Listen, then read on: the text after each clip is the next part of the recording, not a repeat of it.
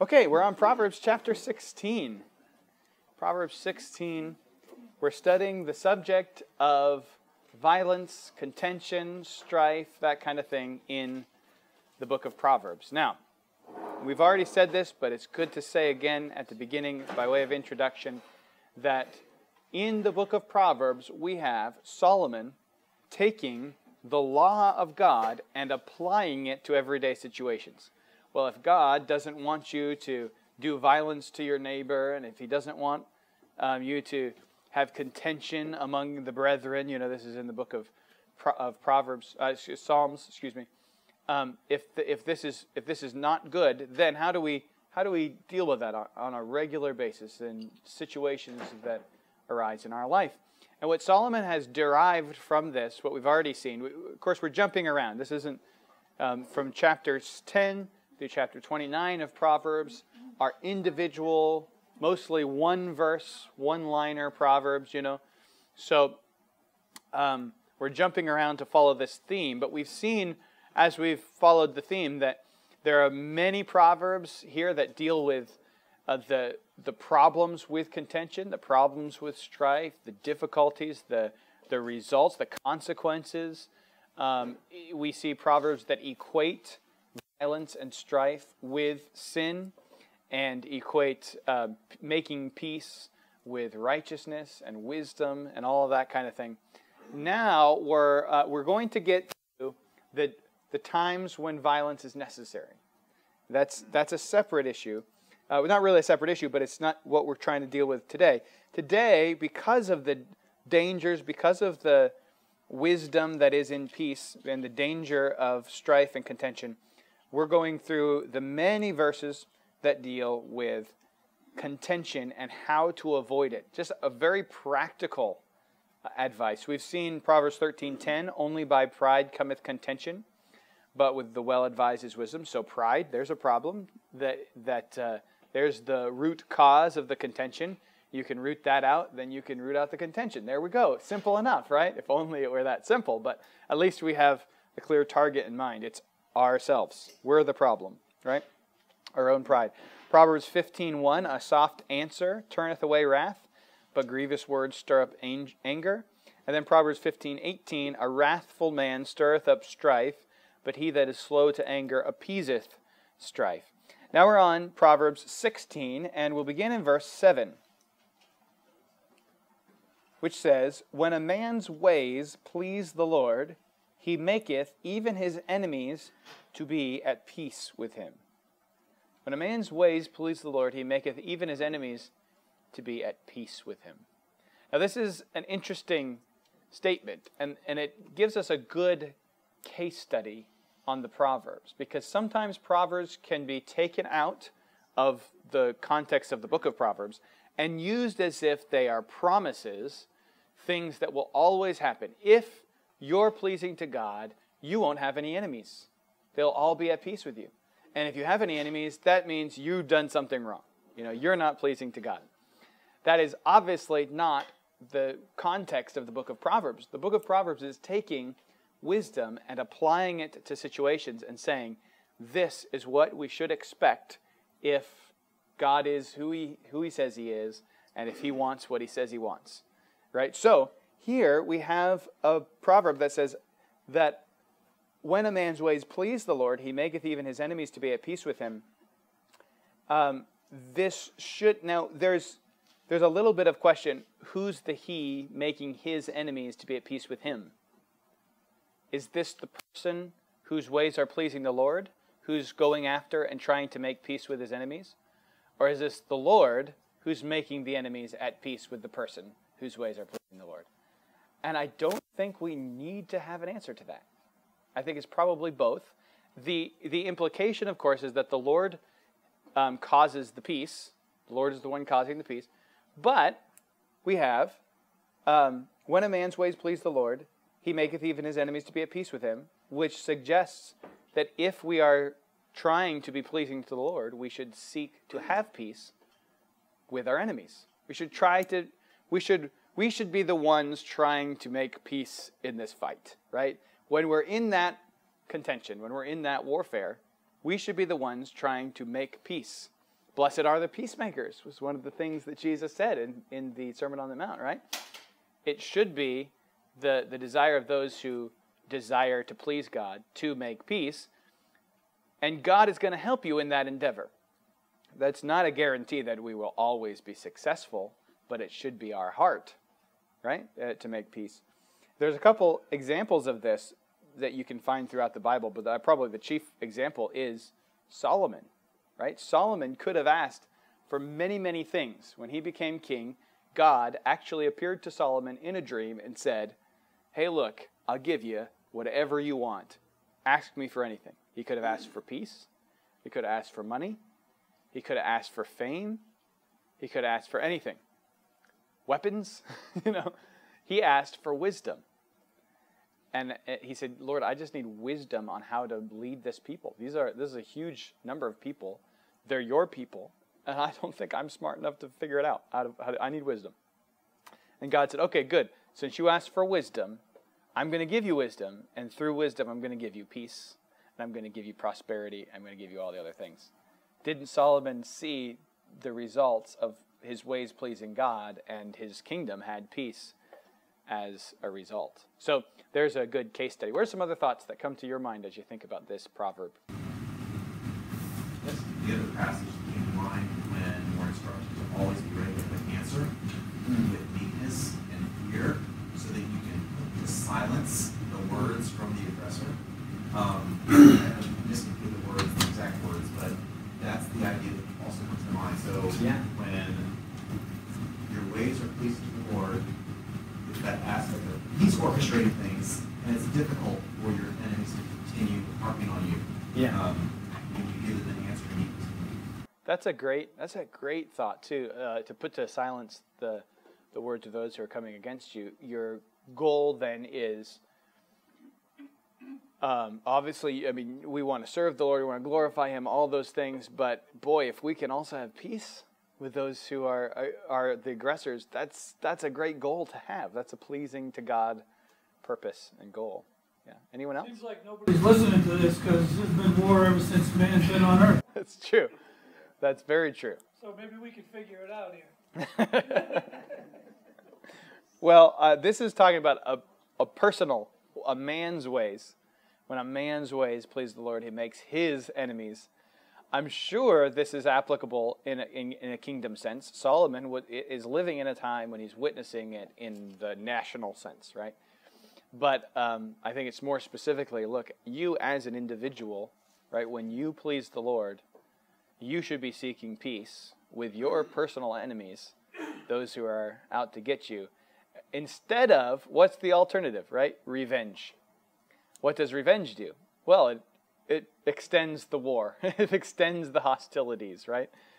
But instead of revenge, you're saying, can we have peace? Can we end this? Can we get through this? And sometimes that's having the right words to say, just put them to silence. Sometimes it's whatever it is, but we're trying to end that. We're trying to bring peace to that. When we're applying this to disagreements on issues, which is not the only application, but when we're applying that, it is important to know it doesn't require everyone having the same opinion or the same persuasion in order to be at peace with one another.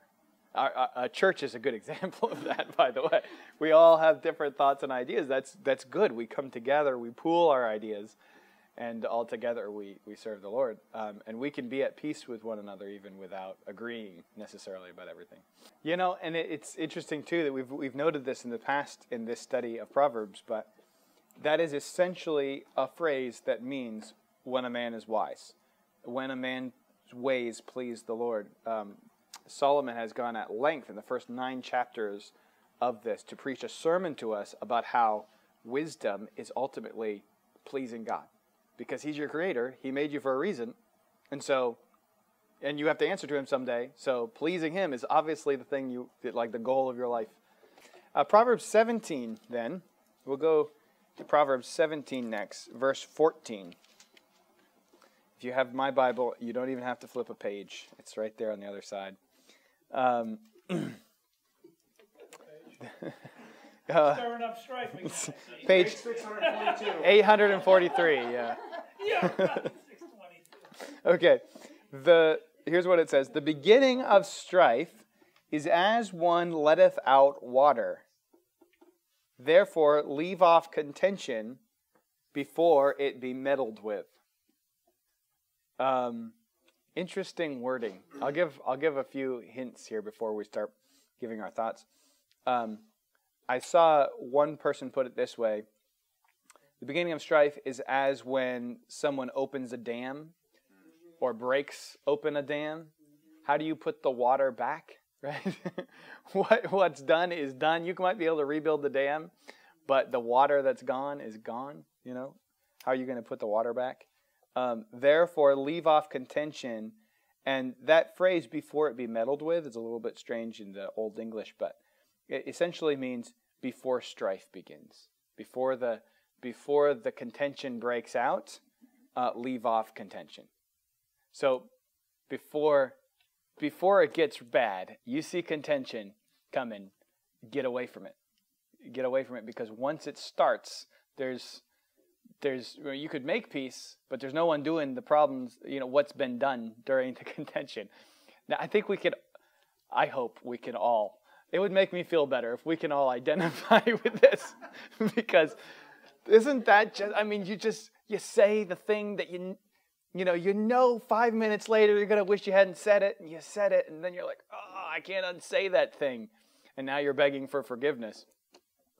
Where if you just had a little bit of wisdom, seen that contention was coming, you say, okay, how do I sidestep this without going there? Because once I break open the dam, I can't put that water back. All right, let's do the next one.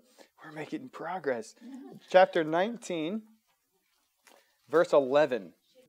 The discretion of a man deferreth his anger, and it is his glory to pass over a transgression. So let me just give you a couple definitions here before I let you loose on this one here. Discretion, that means good sense, his wisdom, his common sense. It is the discretion of a man. The discretion of a man deferreth, or it makes him slow to anger. It puts it on hold. It's deferred, right? It defers his anger. He doesn't jump to anger because he has some discretion, right? He has some good sense. And it is his glory, and this is something that I think is very important that it says man here, because this is something men are weak in, okay? We often, when we get upset, we get this mentality in our head that it is our glory to show off how angry we are, to puff our chests, to beat it like a gorilla, and just be like, okay, you're going to say that to me, And instead, Solomon is flipping that narrative completely around. He's saying, it's actually his glory to say, I'm not going to let that bother me. I'm going to defer my anger. Something that's helped, I don't know why this helps me, but this helps me. I always say in my head, I say this to myself, I say, water off a duck's back, water off a duck's back. And it just, in my head, I get this vision, and I don't know if this is even actually how it works, but they say that the feathers of a duck have a special kind of oil that water hits it and just beads up and runs right off. And so I imagine this water hitting the duck and just running off the duck's like, I'm not wet, And I think of this, this helps, it's a visual thing that helps me when I want to respond and my discretion is saying, defer it, What are some of your thoughts on that one? A discreet person will let things that he or she finds offensive just roll. Yeah. So to be discreet is kind of like a virtue. Yeah. Why is it so hard to let things go? Pride, right? Yeah. Only by pride comes contention. But we just don't want to let it go. I got to say something about that, Steffi? It's the idea of pick your battles. Yes. Some things are important. Yeah. Well, pick your battles, definitely. That's a great point. I was thinking more about pick when to fight the battle. But I think both of those go hand in hand, right? You pick your battles, and then the ones that are worth fighting, you'll know after you've thought about it for a minute. You don't rush into it. And then you fight it on your turf at the right time, the right way. You deal with that issue rather than flying off the handle. We saw that. I think it was chapter 15. One of the Proverbs in chapter 15 said that about verse 18. He that is slow to anger appeaseth strife. Right. I just want to liken that to also what Jesus went through and what he was accused of and all the lies that were said about him. And when he was standing before the judge, he never said a word to defend himself. He just kept his mouth shut. Yeah. Yeah.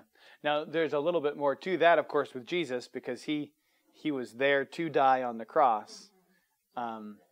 And the whole trial was a sham. It was an overnight trial where nobody could see, and they couldn't get the witnesses to agree, so they just said, "Well, he's guilty anyway." And that must have been. I couldn't stand to be quiet in a sham trial where I'm being accused of all this stuff. That's. This actually should have already. People should have already seen him. Those who weren't seeing him still weren't going to see him. He had already proved himself by his work. And he knew there was nothing more that needed to be said, let alone should be said, because he came to die, and he knew that that's where he was headed. But yeah, brilliant comparison there. Okay, let's go to chapter 21. Chapter 21, verse 14.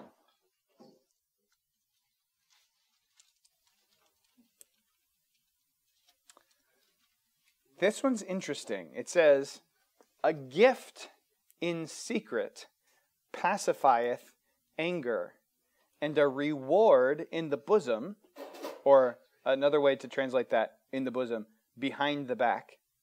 "A reward in the bosom, strong wrath." Okay, so let me give you a couple, just as you're thinking about this. The word reward there is the same word that in Hebrew can also be translated as bribe.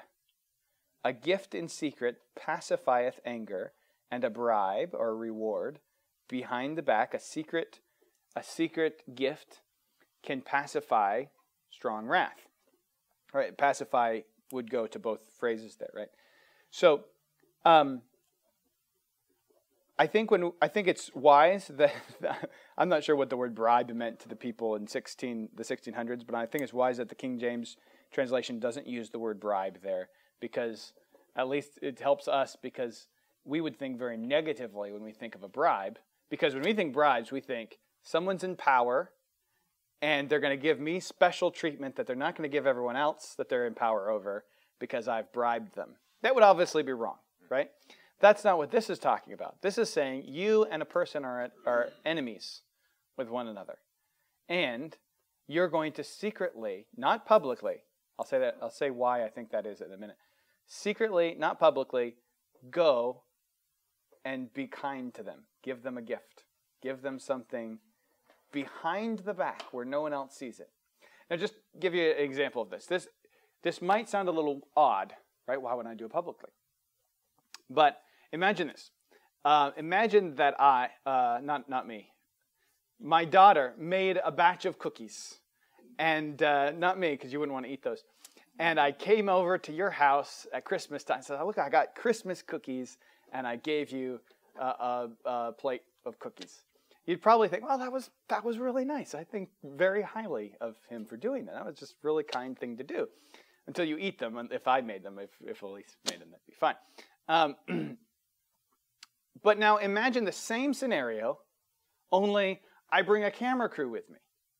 And I'm saying, "I want everyone in Weare to know that I am the pastor of Weare Bible Baptist Church, and I am gifting this plate of cookies to," you'd think very low of me. It probably wouldn't increase your estimation of me at all, because you'd think he's just doing it for publicity.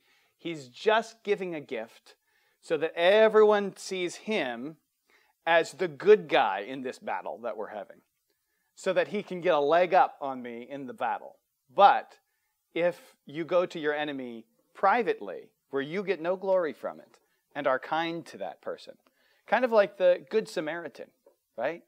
Who was going to get no glory for helping the Jewish man who was on the side of the road, even though the Samaritans and the Jews are at enmity, they're enemies one with another, but he picks the man up, puts him on his donkey, brings him into the inn and pays for his care, getting no glory, a secret gift, a private thing. And Jesus said, who was the neighbor? Well, it was the Samaritan, obviously. He's the one who exemplified that. So I think that's what's going on here. What are some other thoughts that you have as you read that verse? I think it just helps differentiate that idea we have, what's your reputation versus what's your character. Reputation, what other people think you to be, versus character, what you truly are, what God knows you to be. So in secret, it's coming out what you really are, versus it's your reputation, what you want other people to believe about you, and you giving you. It's much like the publicity thing. Right. That's a great way to put it. It's not about your reputation. It's not about showing it off. And when it is about your reputation, that is pride, which is the foundation for the contention in the first place, isn't it? Right? Yeah. Okay, chapter 22. We'll find several in chapter 22, several verses here. Let's begin in verse 10. This, I think, is the classic verse on contention that just, I don't know why, but this one always comes to my mind when I'm thinking about a proverb on contention. It says this, cast out the scorner, and contention shall go out. Yea, strife and reproach shall cease. I'll give you a definition there. That Hebrew word that's translated as scorner is the Hebrew word lutz, if I'm pronouncing it right. L-U-T-S in English. Lutz. And it means, get this, it's the same word they use as for interpreter, because you repeat the thing the person just said. So it's a mocking, it's a deriding. It's like you say something and the other person says it back to you, only in a mocking tone, you know. I need you to sit down. I need you to sit down. You know, something like that. You know, just it's mocking. I'm thinking of a joke, but I'm not going to say it. You know the joke, but Alyssa knows the joke. Anyway, the point is that's what's being described here. Here's a mocker, a scorner, somebody who their actions are definitely going to cause contention. They're going to get on people's nerves. They're going to cause contention. So take that person and kick them out. I think of those old movies, the Western movies, where they throw the man out of the saloon, you know. Cast out the scorner, and contention shall cease. What are some things you have, Lou?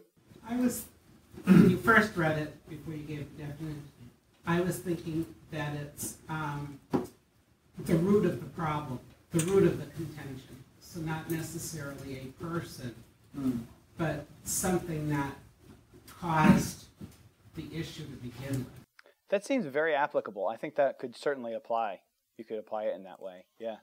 Yes. I'll jump off that because I was thinking people that are prone to drama, like I just don't even go there. I just don't even go there. So it kind of, I'm on the same wave thought there, like just don't even come near me with that stuff because I don't want anything to do with that. Yeah, there's some people you realize after a couple times that you just don't invite them to the family get-together. We're going to be better off without them being there. Yeah, absolutely. That's wisdom. I mean, if we're going to try to avoid contention, and there's someone who we know they're going to cause contention, maybe we should try to avoid being in their presence when we can. You know, there's some wisdom.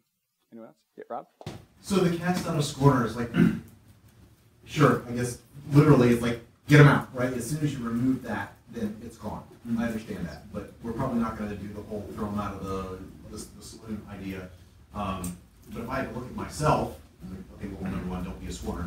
But two, if there is a scorner in my presence, is the scorner only effective when the responses happen from the rest of us?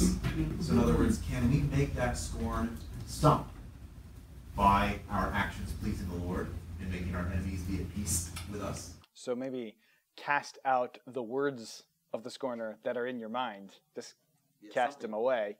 Yeah, that's an interesting it certainly is an accurate point that can be taken from that. If you can't cast out the person, maybe just cast out their influence on you. Yeah, I think casting out the scorner, knowing that principle, right? That casting out the scorner would solve strife in a lot of cases because you have one person who's just creating it.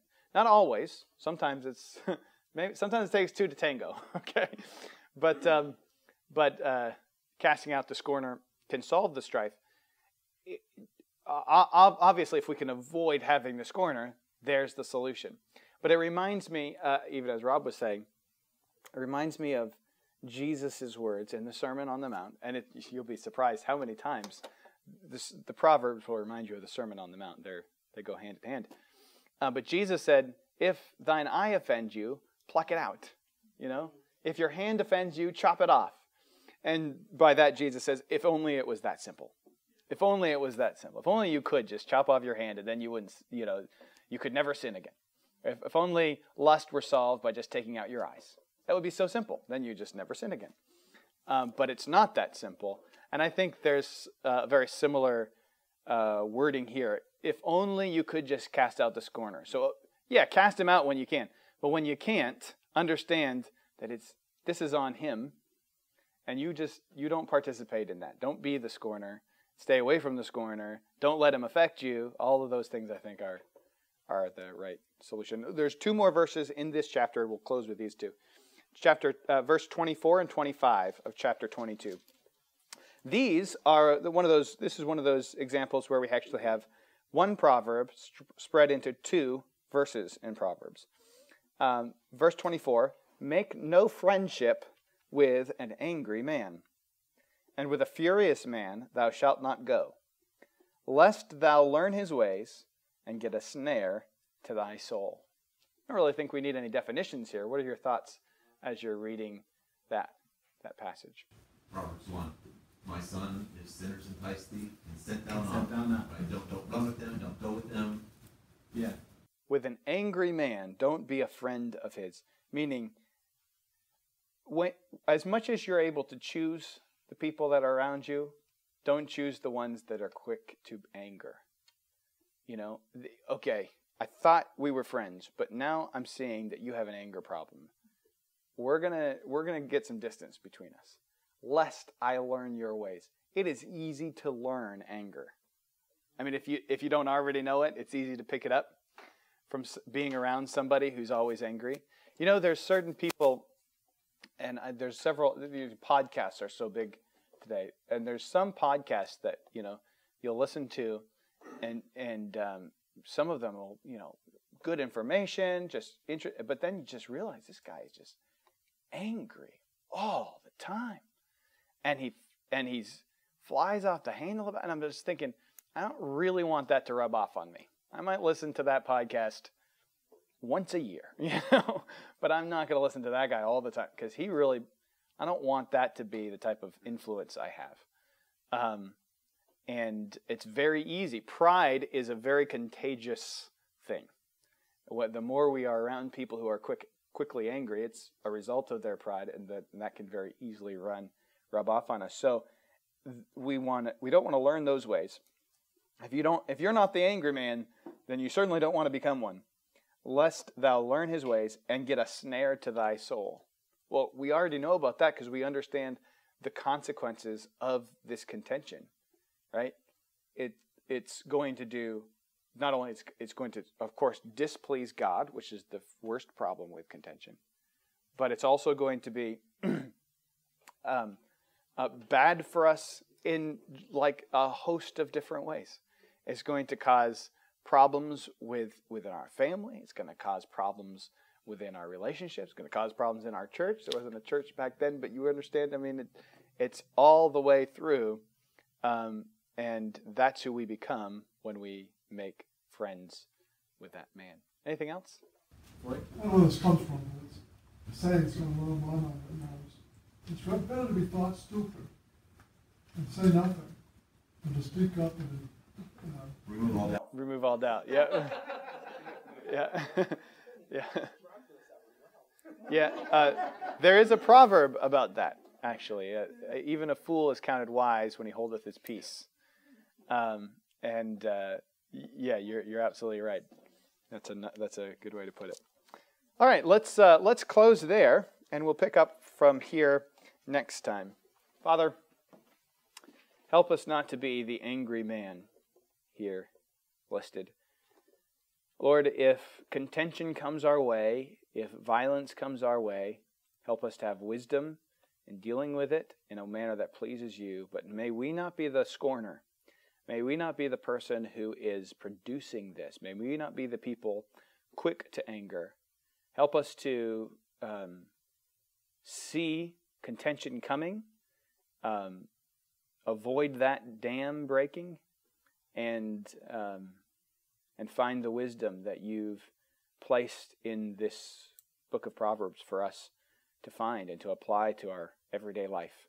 And may we, as we do so, I pray that you'd grant that we would live a life that is more pleasing to you. We pray these things in Jesus' name.